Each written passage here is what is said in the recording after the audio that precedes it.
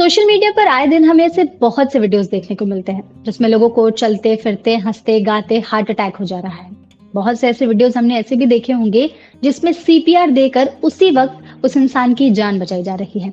इससे हम समझ सकते हैं कि सीपीआर देना और सीखना हमारे लिए कितना ज्यादा जरूरी है।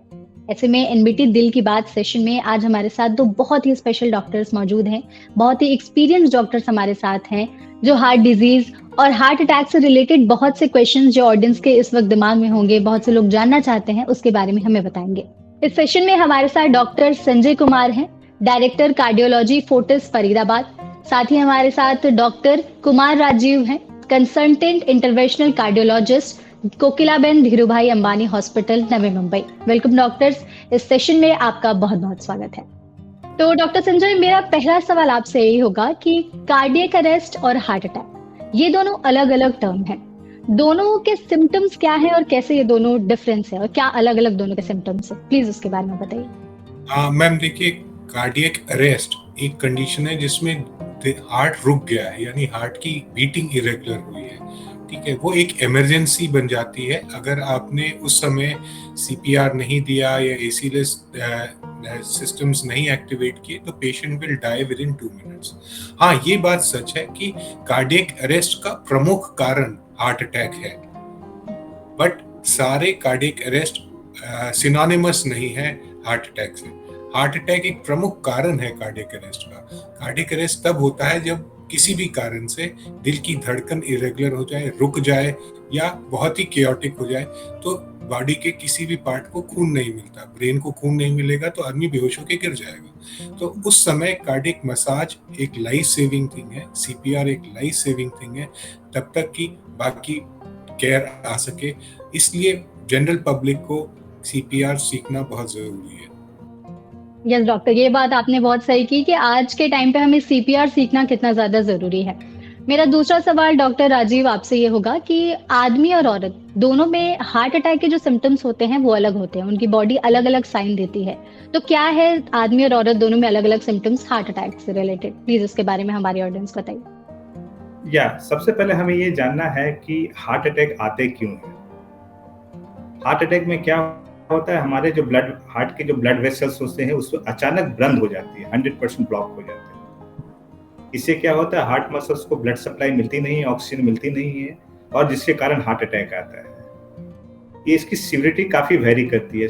कुछ पेशेंट्स को हल्का अटैक आ सकता है, किसी पेशेंट्स को काफी ज्यादा बड़ा अटैक आ सकता है, एंड डिपेंड्स अपॉन कितना बड़ा अटैक आया। पेशेंट्स के सिम्टम्स भी काफी वेरी कर जाते हैं। कुछ पेशेंट्स ऑलमोस्ट 20 to 30% पेशेंट को साइलेंट अटैक आ जाता है, मतलब उनको कुछ पता भी नहीं लगता है कि उनको अटैक आया है। कुछ पेशेंट्स को बहुत सीवियर पेन होगा ऑल ऑफ सडन, अचानक। बहुत सारे पेशेंट ऐसे होते हैं जिनमें चेस्ट पेन होता भी नहीं है, कुछ उनको दूसरे सिम्टम्स आते हैं, जैसे उनको सांस की तकलीफ हो जाना, पसीने ज्यादा आ जाना, ये सब एडिशनल सिम्टम्स हो सकते हैं हार्ट अटैक के।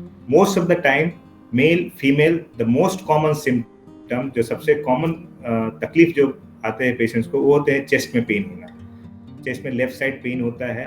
पेन के साथ साथ कभी कभी जॉ में पेन आ सकते हैं पेशेंट्स को, लेफ्ट हैंड पेन हो सकता है। ऐसे pain moderate to severe intensity में भी हो सकते हैं। पेन के साथ साथ पेशेंट्स को ब्रेथलेसनेस, सांस की तकलीफ हो सकती है, या बहुत ज़्यादा पसीना हो सकता है, चक्कर आ सकते हैं। तो ये सब कॉमन सिम्टम्स होते हैं, वेदर इट्स ए मेल और फीमेल। फीमेल्स में usually some symptoms which are more common is they feel more uneasiness. Most of the time they tend to ignore the symptoms. वो ज़्यादा सिम्टम्स को उतने lightly लेते हैं। सो उनके केस में ब्रेथलेसनेस ज़्यादा कॉमन होंगे, लाइट हेडेडनेस उनमें ज़्यादा कॉमन होंगे, पसीने आना ज़्यादा उनके फीमेल में ज़्यादा कॉमन हो सकते हैं। But most common symptoms chest pain दोनों मेल और फीमेल दोनों में रहते हैं।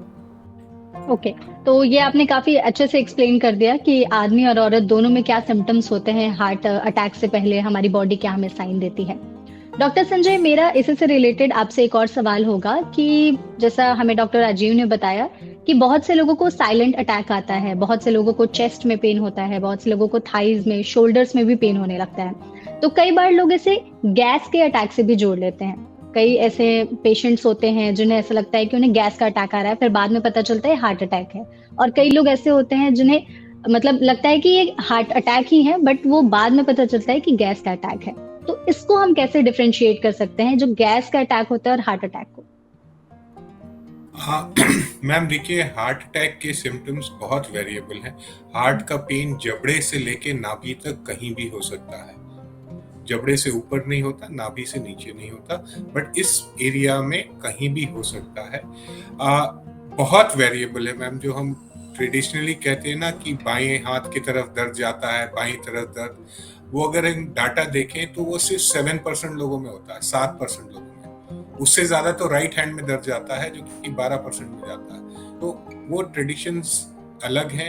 हार्ट का पेन जबड़े से लेके नाभि तक कहीं भी जाता है, और जबड़े वाला दर्द, जैसे डॉक्टर साहब ने भी बोला, बहुत स्पेसिफिक है हार्ट के लिए।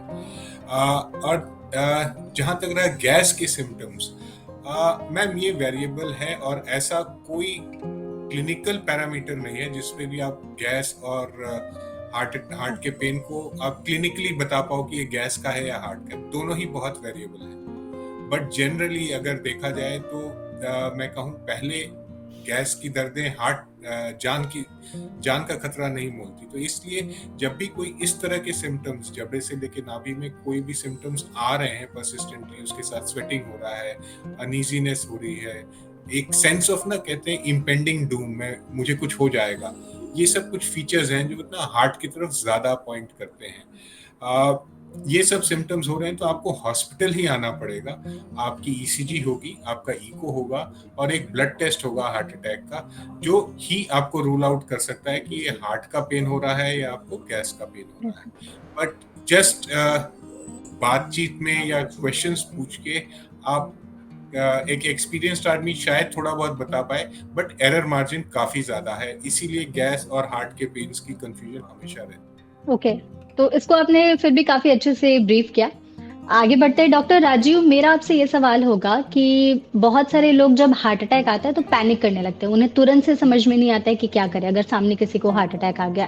तो प्लीज हमारी ऑडियंस को बताइए कि अगर हमारे सामने इफ इन केस किसी को हार्ट अटैक आ रहा है तो सबसे पहली चीज हमें क्या करनी चाहिए? बहुत अच्छा क्वेश्चन है, एंड बहुत कॉमन सिनेरियो है ये। घर में भी या कहीं भी किसी भी पब्लिक प्लेस में अगर आप हैं, अगर किसी पेशेंट को चेस्ट पेन हो जाता है तो एक पैनिक लाइक सिचुएशन हो जाती है। पैनिक इसलिए हो जाते हैं क्योंकि लोगों के मन में एक बात बनी हुई है कि हार्ट अटैक मतलब मौत। इस तरह के सिचुएशंस लोगों के दिमाग में, बट ऐसे सिचुएशंस होते नहीं है। इसीलिए आज ज्यादा से ज्यादा पब्लिक अवेयरनेस की जरूरत पड़ गई है, क्योंकि लोगों को ये बताना बहुत जरूरी है कि yes, it is an medical emergency, जहां आपको जितनी जल्दी हो अपने डॉक्टर से मिलने की जरूरत है। पैनिक होने की जरूरत नहीं है। सारे हार्ट अटैक्स फेटल नहीं होते हैं। ओके, ये बेस बात होती है जो सबको समझने की जरूरत है। अभी करना क्या है, इसमें पैनिक होने की जरूरत नहीं है, या हेल्प लेने की जरूरत है। अगर आपके घर में किसी को मेडिकल नॉलेज है तो उनसे आप हेल्प लीजिए। आपको थोड़ा सा अलर्ट मोड पे रहना है, किस तरह से आप हॉस्पिटल कितनी जल्दी पहुंच सकते हैं, इसका तैयारी आपको करना है। एम्बुलेंस बुला सकते हैं, घर में कोई अगर आपके गाड़ी है तो उससे आप जा सकते हैं। कोई भी प्राइवेट टैक्सी आजकल इजीली अवेलेबल हो गए हैं। इसके लिए आप अलर्ट हमेशा रह सकते हैं। अगर आपके घर में कुछ कॉमन मेडिसिन है, अगर या घर में और कोई फैमिली मेंबर जो कि ऑलरेडी हार्ट के मेडिसिन ले रहे हैं, कुछ ब्लड थिनर्स अगर उनके पास हैं, ये सब अगर गोली अगर अवेलेबल है तो वो आप ले सकते हैं। सो बेसिक चीज है कि पैनिक नहीं होना है, अलर्ट मोड पे रहना है, अपने को किस तरह से सेफली और जल्दी हम हॉस्पिटल पहुंच सके इसका इंतजाम करना है। Okay, thank you so much doctor, ये आपने काफी अच्छे से एक्सप्लेन किया। डॉक्टर संजय, मेरा आपसे ये सवाल होगा कि जैसे अभी हमने डॉक्टर राजीव से पूछा कि क्या करना चाहिए। बहुत सारे ऐसे लोग हैं जब पैनिक उनको मतलब अगर सामने किसी को हार्ट अटैक आ रहा है वो तुरंत पैनिक करने लगते हैं, कुछ ऐसी चीजें कर देते हैं जो उन्हें नहीं करनी चाहिए। तो अगर हमारे सामने या आसपास या घर परिवार में किसी को हार्ट अटैक आ रहा है तो हमें क्या नहीं करना चाहिए, उसके बारे में प्लीज बताइए। मैम पहली चीज कि जैसे डॉक्टर साहब ने कहा, आप जल्द से जल्द एक हॉस्पिटल में पहुंचे, प्रेफरेबली टर्शियरी केयर हॉस्पिटल या किसी भी हॉस्पिटल में पहुंचे एटलीस्ट। ये पहली चीज है। दवाइयाँ जो आम हम बातें करते हैं कि क्या हम दवाइयाँ दे सकते हैं जो कि हार्ट अटैक को रोक सकता है। मैम, एक डिस्प्रिन का टैबलेट ज़रूर आदमी को दे दें। इसके अलावे पहले जैसे हम कहते थे सॉर्बिट्रेट दे दें, चुसवा ज़बान के नीचे एक गोली चूसने के लिए देते थे जिसको सॉर्बिट्रेट कहते हैं, वो आजकल हम लोग नहीं कहते यूज़ करने के लिए, क्योंकि घर में आपने किसी का ब्लड प्रेशर नहीं देखा हुआ। अगर उसका ब्लड प्रेशर कम है हार्ट अटैक की वजह से और आपने सॉर्बिट्रेट दे दिया तो उसकी स्थिति और बिगड़ जाएगी। हाँ, ब्लड प्रेशर अगर उसका ऊंचा है, हाई है, तो शायद रिलीफ दे सकता है थोड़ा बहुत सिम्टम में। इसलिए जनरली हम अब उसको एज अ ब्लैंकेट ये नहीं कहते कि यार सबको सॉर्बिट्रेट दे दो, क्योंकि वो ब्लड प्रेशर पे डिपेंडेंट है उसका यूज। तो ये लाइन है कि आपको हॉस्पिटल आना है जितनी जल्दी पहुंच सके, क्योंकि सबसे ज्यादा डेथ जो हार्ट अटैक के होते हैं वो पहले कुछ घंटों में होते हैं। आज की डेट में जब हार्ट अटैक का इलाज प्राइमरी एंजियोप्लास्टी वगैरह से इतना बढ़िया हो गया है कि अब जनरली हॉस्पिटल पहुंचने के बाद ज़्यादातर मरीजों की जान बच जाती है, काफ़ी बुरी कंडीशन में भी जान बच जाती है। बट घर में जो डेथ होते हैं, आज भी जो पहले 2 घंटे के हार्ट अटैक के डेथ्स होते हैं, वो आज भी दुनिया में सबसे ज़्यादा है। जब तक आप रियलाइज़ करते हो कि आपको नहीं कुछ प्रॉब्लम है, उस समय इरेगुलर बीटिंग ऑफ हार्ट से, जिसको कार्डियक अरेस्ट आप कहते हैं, उससे ज़्यादातर डेथ आज भी जो हार्ट अटैक के होते हैं वो पहले 2 घंटे में होते हैं। तो कमिंग टू द हॉस्पिटल जल्द से जल्द आना कैसे भी ये बेस्ट है। डिस्प्रिन का टैबलेट आप दे सकते हैं। सॉर्बिट्रेट तभी यूज करें जब थोड़ा किसी ने ब्लड प्रेशर वगैरह देख लिया, वरना उसको अवॉइड करें। Okay, thank you. ये आपने काफी अच्छे से बताया कि शुरुआत के जो 1-2 घंटे रहते हैं वो कितने ज्यादा इम्पोर्टेंट रहते हैं। मेरा अगला सवाल डॉक्टर राजीव आपसे होगा कि सीपीआर एक बहुत ही कॉमन चीज है। अगर किसी को हार्ट अटैक आता है तो हम उसे सीपीआर देते हैं। सीपीआर क्या है, उसका पूरा प्रोसेस क्या है, हम उसे कैसे देते हैं? प्लीज स्टेप बाय स्टेप हमारी ऑडियंस को थोड़ा सा ब्रीफली समझाइए। अगेन आपका पहला question, what is difference between heart attack and cardiac arrest. सारे हार्ट अटैक वाले पेशेंट्स को सीपीआर देने की जरूरत नहीं पड़ती है। सीपीआर द फुल फॉर्म हम लोग बोलते हैं कार्डियो पल्मोनरी रिससिटेशन। हम ऐसे करते हैं, यहाँ पे हार्ट बंद हो गया है एक तरह से, किस तरह से बॉडी में ऑक्सीजन लेवल पूरे बॉडी को मेंटेन रहे, इसको हम टेम्परेरी लेवल पे मेंटेन करने की प्रोसेस को हम लोग कार्डियो पल्मोनरी रिससिटेशन बोलते हैं। ये एक इमरजेंसी सिचुएशन होती है। हर एक लोगों को इसकी ट्रेनिंग आज के लिए इस जमाने में लेना बहुत जरूरी है। इसमें हम लोग क्या करते हैं, जिन्होंने ट्रेनिंग ले लिया है उनको तो आइडिया रहता है, बट ब्रीफली अगर हम इसको बताएं तो 5 to 6 स्टेप्स इसमें होते हैं। सबसे पहले आपको ये पता होना चाहिए कि पेशेंट्स लेटा हुआ है, उसकी सांसें नहीं चल रही हैं, उसका कोई रिस्पांस नहीं है। You have to check his breath, check for the response, whether the patient is responding or not। उसके नाम लेके बुला सकते हैं, अगर अनजान व्यक्ति है तो हेलो हाय करके उसको उठा सकते हैं। आप देखिए कि उसकी ब्रीदिंग चल रही है कि नहीं, चेस्ट वॉल का मूवमेंट हो रहा है कि नहीं है। Means patient is lying unconscious and unresponsive. अगर आप ये श्योर हो सकते हैं, श्योर हैं कि yes this is the situation, सबसे पहले तो आप हेल्प के लिए बुलाइए। हेल्प, क्योंकि सीपीआर देना एक आदमी की जरूरत नहीं है, हम लोग ये काफी लंबे समय तक नहीं दे सकते हैं, 5 मिनट 10 मिनट 15 मिनट। उसके बाद पेशेंट्स को डेफिनेटिव ट्रीटमेंट की जरूरत पड़ती है। इसके लिए हमें हेल्प की जरूरत होती है। कोई आदमी आके आपको पेशेंट को कैसे हॉस्पिटल में लेके जाना है, एम्बुलेंस को बुलाना है। आप अगर सीपीआर देते थक गए तो दूसरा आदमी, आपका फ्रेंड, सेकंड पर्सन वो सीपीआर देना स्टार्ट, तो हेल्प की जरूरत ज्यादा पड़ती है। एक बार आपने देख लिया कि हेल्प आ गए, पेशेंट्स अनरिस्पॉन्सिव है, देन हम लोग चेस्ट कॉम्प्रेशन शुरू करते हैं। पेशेंट्स को एक फ्लैट सरफेस पे लेटा देते हैं and then we start giving compression. There's a particular posture in which we have to give compression. Center of the chest, lower part of the chest, we have to compress at a speed of around 80 to 100 compressions per minute. That fast we have to give, and that the compression has to go almost around 1.5 to 2 inch down. The chest wall has to be compressed almost 1.5 to 2 inch down, so that it becomes an effective CPR. Just pressing manually and lightly will not produce effective cardiac output. उतना blood output नहीं हो पाता है। इसलिए ये हमको compression करना पड़ता है। 80 to 100 कंप्रेशन होने चाहिए, इफेक्टिव कंप्रेशन होने चाहिए। And after every 1 minute we give a breath, extra breath to the patients. Proper positions, you clean the patient's mouth, close the nostrils, and then try to blow in his mouth. Okay, that we have to do.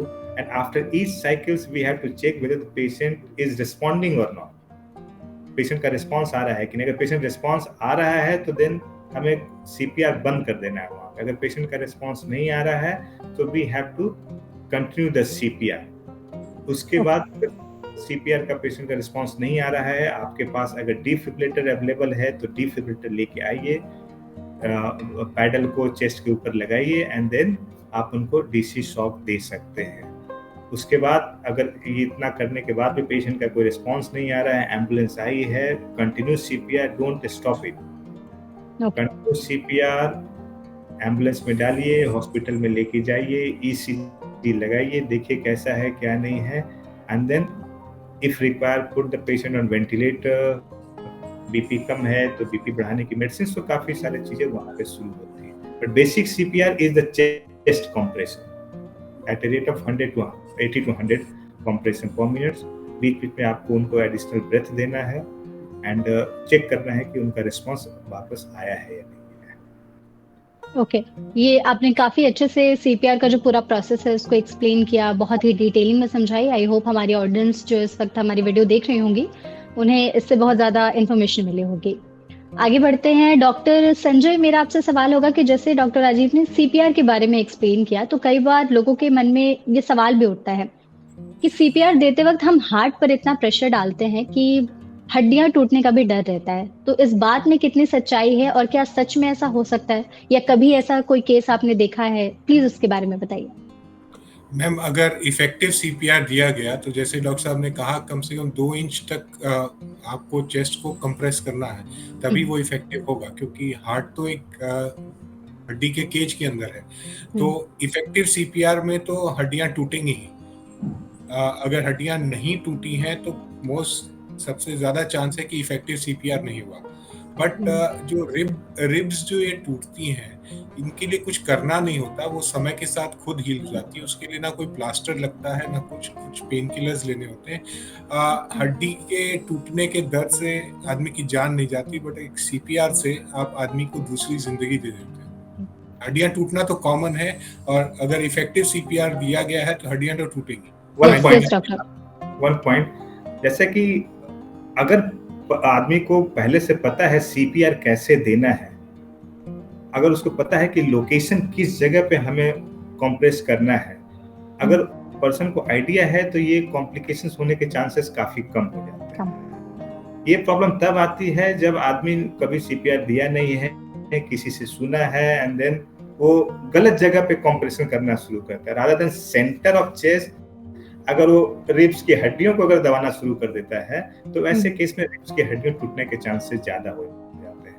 लेकिन experience जैसे हम लोग hospital में देते हैं तो ऐसे chances बहुत कम हो जाते हैं। बट ये सब चीजें सेल्फ लिमिटिंग है, उससे पेशेंट को जान का, जैसा सर ने बताया, जान को खतरा नहीं होता है। That can be taken care with the medicine and the other things.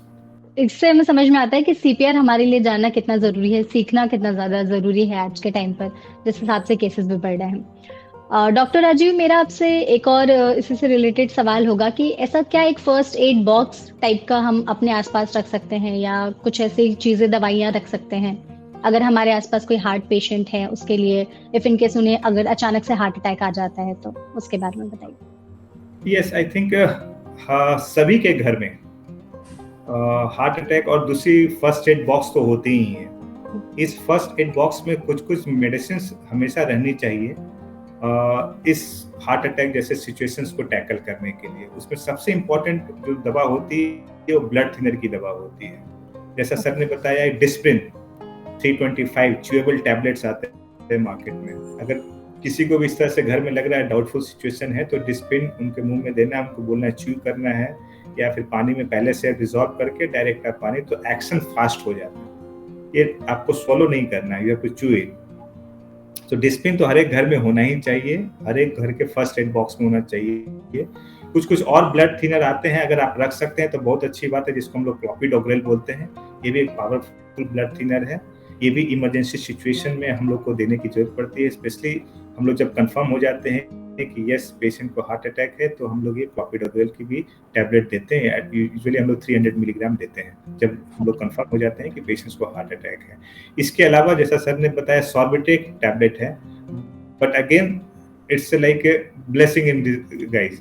अगर आप ब्लड प्रेशर लो है, आपको इन्फीरियर वॉल एमआई है, ब्रेडिकार्डिया है, वैसे केस में अगर हम आप सॉर्बिटेट की टैबलेट देंगे तो ये आपके कंडीशंस को और बुरा कर सकता है और खराब कर सकता है। सो थोड़ा सा केयरफुल रहना है। आजकल हर एक घर में डिजिटल बीपी मशीन अवेलेबल हो गई है, स्पेशली पोस्ट कोरोना लोग ज़्यादा अवेयर हो गए हैं। बीपी चेक कीजिए, ठीक है, चेस्ट पेन है, you can give the sorbitrate tablet. इसके अलावा कुछ कोलेस्ट्रॉल लोअरिंग मेडिसिन होती हैं जिसको हम लोग एट्रोवास्टैटिन, रोजुवास्टैटिन बोलते हैं। अगर आप अपने फर्स्ट एड बॉक्स में रख सकते हैं तो वो भी गोली अपने घर में रखिए। कभी भी किसी को चेस्ट पेन होता है, सस्पिशन होता है, तो ये गोली 40 मिलीग्राम और 80 मिलीग्राम की गोली वो भी इमरजेंसी सिचुएशन में आप दे सकते हैं। तो बेसिकली ये देना है, कूल एंड काम रहना है।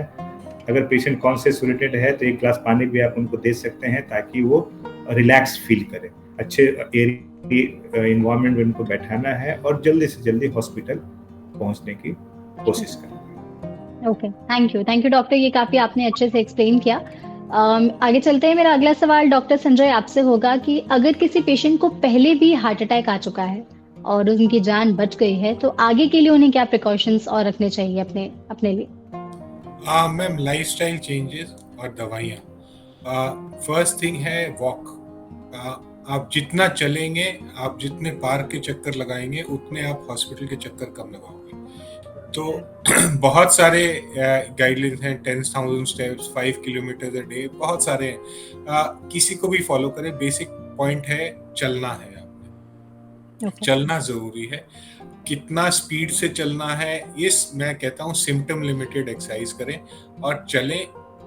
जितने में भी आप कंफर्टेबल हैं, जितना भी आप चलते हैं, आप अपनी हार्ट को उतना, उसकी जो अपनी पावर ऑफ रिकूपिंग है और कोलैटरल जो ब्लड वेसल सप्लाई है उसको बढ़ाते हैं। आइडियली मैं कहता हूँ हफ्ते में 5 दिन कम से कम 5 किलोमीटर चलें, ठीक है, या 10,000 स्टेप्स रोज करें, कम से कम 5-6 दिन तक करें। खाने में एक जनरल सलाह जो मैं देता हूँ, बहुत आता है ये तेल खाना है, वो तेल खाना है, ये नहीं खाना, वो नहीं खाना। मैम, करिए सब कुछ। तेल जितना सब्जी दाल में पड़ता है आप ले सकते हैं। तेल कौन से लेना है उस पर भी आता हूँ, बट जितना पड़ता है उतना ले सकते हैं। तला हुआ चीज जनरली अवॉइड करें और फल सलाद ज्यादा बढ़ाएं। आप जब 3 फल रोज का हर खाने में 1 कटोरा सलाद के साथ रखें तो ये जनरली आपको हेल्प करता है। जो लोग नॉन वेजिटेरियन हैं, नॉन वेज खा सकते हैं। 1 अंडा रोज का आप खा सकते हो, बट 2 खा रहे हो तो मैं कहूँगा पीला निकाल दें और तब खाएं। 5-6 बादाम रोज का आप खा सकते हो। मसाले में हमारी तरफ से कोई रोक टोक नहीं होता, तो अपने टेस्ट से आप खा सकते हो। 1 ग्लास स्टोन मिल्क आप पी सकते हो। ये जनरल डाइट में आम आदमी को बताता हूँ। अब रहा तेल का, जनरली मैं यही कहता हूँ कि मिक्सचर ऑफ ऑयल्स रखें। जैसे ऑलिव ऑयल है, ऑलिव ऑयल दुनिया में सबसे ज्यादा स्टडीड ऑयल है फॉर हार्ट। तो ऑलिव ऑयल हो गया, या आपका राइस ब्रान ऑयल हो गया, या मस्टर्ड ऑयल हो गया, ये सब अच्छे तेल हैं जिनको प्रेफर करें। मिक्सचर रखें, कभी ये कभी वो। और जो मैं ज्यादा लोगों को ये बताता हूँ कि ऑयल से ज्यादा इस बात का ध्यान रखें कि कोई भी ऑयल जो तलने के लिए कभी इस्तेमाल हुआ है, यानी वो बॉइलिंग पॉइंट पे पहुंच गया है, उसको हम देखते हैं हर घर में एक कटोरे में रख दिया जाता है कि अगली बार फिर यूज होगा। ये उसकी ना टेक्सचर और उसकी केमिकल कंपोजिशन को चेंज कर देता है, चाहे वो कोई भी तेल हो। तो वो जरूर अवॉइड करना है कि कोई भी तेल अगर बॉइलिंग पॉइंट पे पहुंच गया है तो वो फेंका ही जाएगा, उसकी रीयूज ऑफ ऑयल नहीं हो। सो वो एक बड़ा पॉइंट है जो इंडिया में करने की जरूरत है। ये एक मेजर इशू है। ओके, आपने लाइफस्टाइल से रिलेटेड चीजें काफी अच्छे से बता दी, और आई गेस कि जिन्हें सिर्फ हार्ट अटैक आया है एक बार वही नहीं, नॉर्मल लोगों को भी ये सब चीजें फॉलो करनी चाहिए। प्रॉपर डाइट लें, अच्छा अपना मतलब फिजिकली एक्टिव रहें, इन सब बातों का ध्यान नॉर्मल लोगों को भी आज के जिस हिसाब से हमारी लाइफस्टाइल होकर के मतलब हो चुकी है उसमें रखना चाहिए। डॉक्टर राजीव, मेरा आपसे सवाल होगा कि ये एईडी टर्म जो है, प्लीज इसको एक्सप्लेन करिए। इसको हम यूज कैसे करते हैं और क्या है ये मशीन? हार्ट अटैक के जो पेशेंट्स हैं उनके लिए कितनी कारगर है? या इसको हम लोग एईडी कहते हैं in short form. It's a portable machine. Main काम इसका वैसे लोगों के लिए होता है जिनको सडन कार्डियक अरेस्ट हो गए हैं। जैसा कि हम लोग अभी डिस्कस कर रहे थे कि सडन कार्डियक अरेस्ट क्यों होता है, हम लोग इसको अरिथमिया बोलते हैं। पेशेंट्स को अरिथमिया डेवलप हो जाता है, वेंट्रिकुलर फिब्रिलेशन या वेंट्रिकुलर टैकीकार्डिया हम लोग बोलते हैं। इसमें हार्ट की बीट काफी केओटिक हो जाती है, काफी फास्ट हो जाती है और हार्ट उतना ब्लड पंप नहीं कर पाता है। पेशेंट्स का ब्लड प्रेशर अचानक ड्रॉप हो जाता है, पेशेंट वहीं का वहीं गिर जाता है।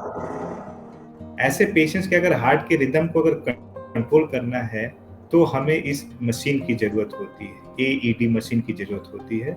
इससे छोटी सी मशीन होती है, पोर्टेबल मशीन होती है और कहीं भी अगर आपको इस तरह का पेशेंट मिलता है और अगर आपके पास ये मशीन अवेलेबल है तो आप इसको यूज कर सकते हैं।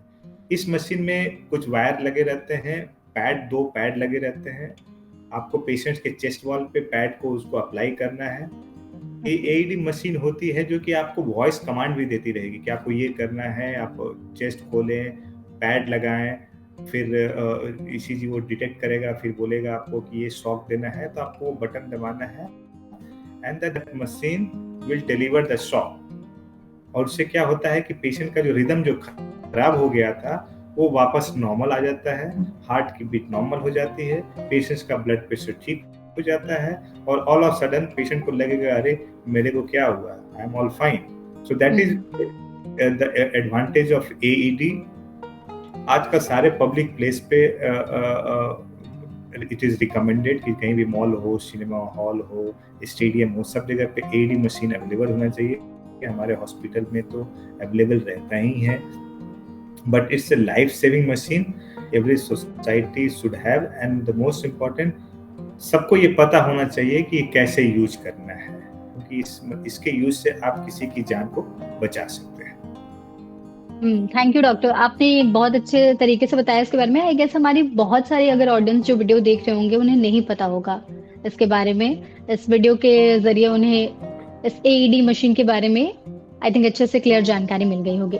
तो डॉक्टर, जैसे हम लोग अभी सीपीआर की बात कर रहे थे, तो अगर हमने किसी को सीपीआर दे दिया है जिससे हार्ट अटैक आया हुआ है और उसके बाद उस इंसान की जान बच गई है, तो उसके तुरंत बाद हमें क्या करना चाहिए? प्लीज उसके बारे में एक्सप्लेन करिए। मैम, एम्बुलेंस में बिठा के उनको तुरंत नियरेस्ट हॉस्पिटल में पहुंचाएं। वहाँ उसकी ईसीजी होगी, उसके वाइटल्स रिकॉर्ड किए जाएंगे।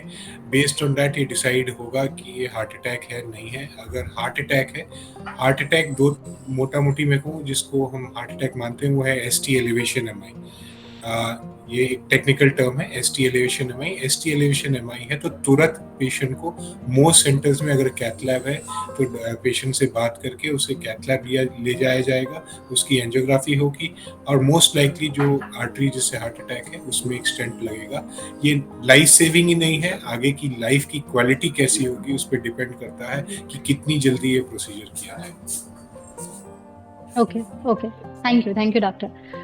मूविंग ऑन, डॉक्टर राजीव, मेरा आपसे सवाल होगा कि एस्पिरिन जो दवा है उसका काफी ज्यादा लोग यूज करते हैं, तो प्लीज इसके बारे में बताइए कि ये हमें कब देना चाहिए और इसको देते वक्त किसी भी पेशेंट को हमें कौन सी चीजें ऐसी हैं जो ध्यान में रखनी चाहिए?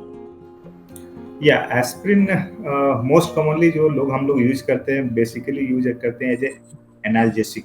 हेडेक हो गया, कहीं बॉडी एक हो गया, वैसे केस में हम लोग एस्पिरिन यूज करते हैं।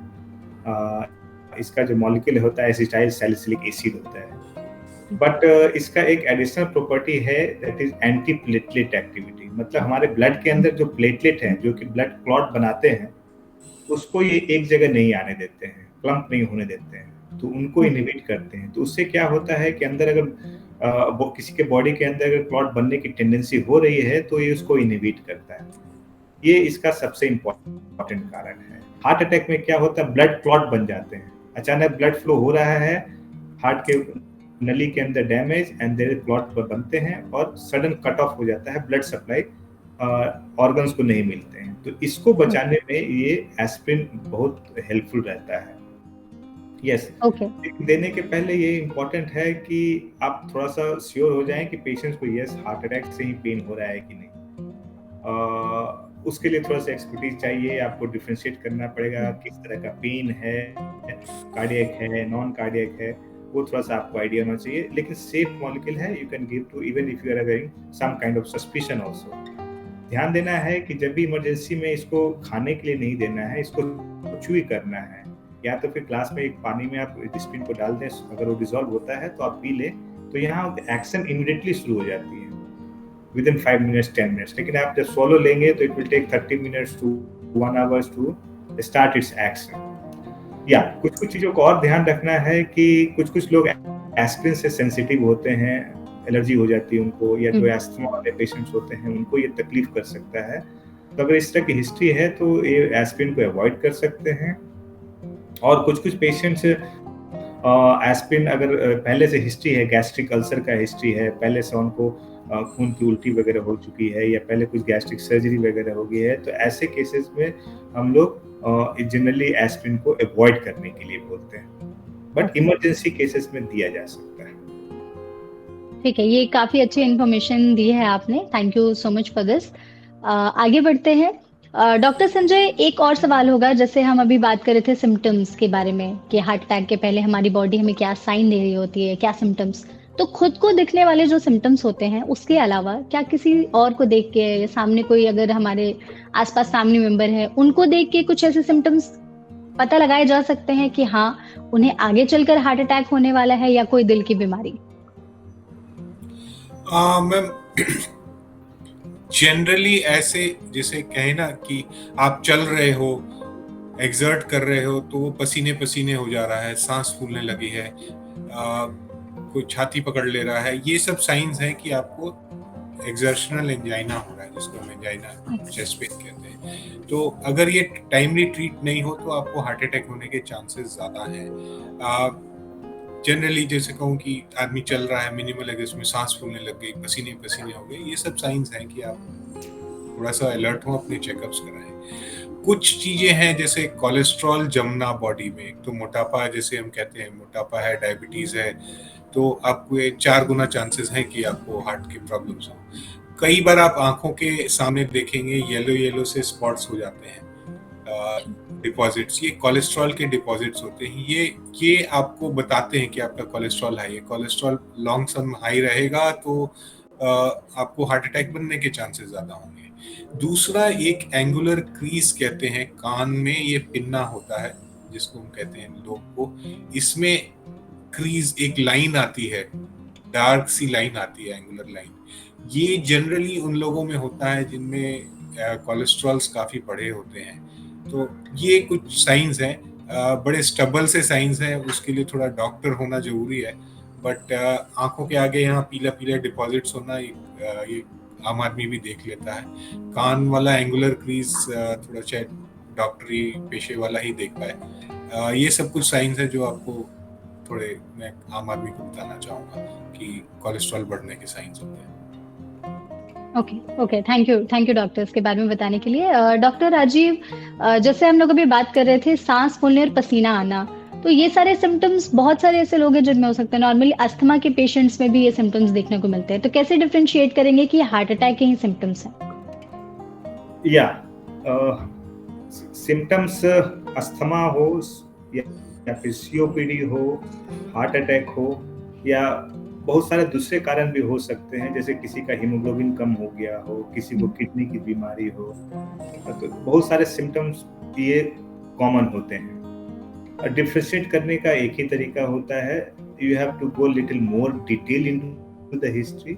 चेस्ट पेन कैसे हो रहा है, क्या करने से हो रहा है, क्या करने से आपको आराम मिल रहा है, कुछ गोली खाने से हो रही है, चेस्ट पेन 24 आवर्स है। सो we have to go in detail of the symptoms।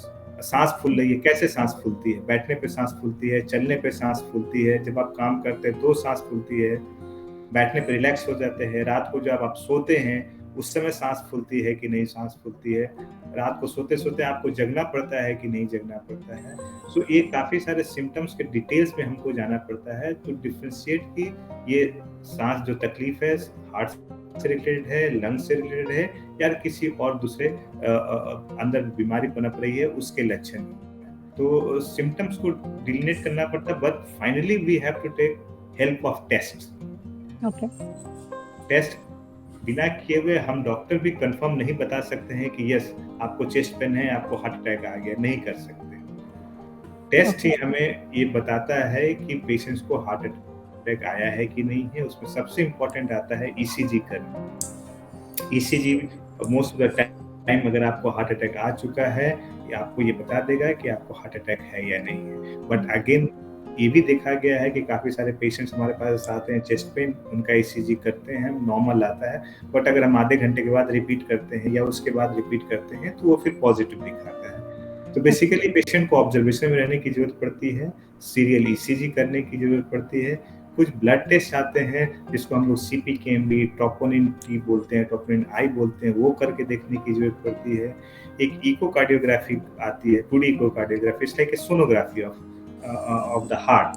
सो अगर वो हम करते हैं तो हमें पता चल जाता है कि हार्ट के किस पार्ट को ब्लड सप्लाई बराबर मिल रहा है कि नहीं मिल रहा है। तो with the symptoms and the help of this test हम लोग जनरली डायग्नोस करते हैं कि पेशेंट्स को हार्ट अटैक आया है या नहीं। ओके, थैंक यू डॉक्टर, आपने इसको भी काफी अच्छे से एक्सप्लेन किया। आई होप हमारी ऑडियंस जो इस वक्त हमारे वीडियो देख रहे होंगे उन्हें हार्ट अटैक से रिलेटेड सारे जितने भी सवाल थे उसके जवाब मिल गए होंगे, और आई होप आप दोनों ने भी इस सेशन को एंजॉय किया होगा। तो thank you so much doctors हमारे साथ जुड़ने के लिए। Thank you audience. Thank you.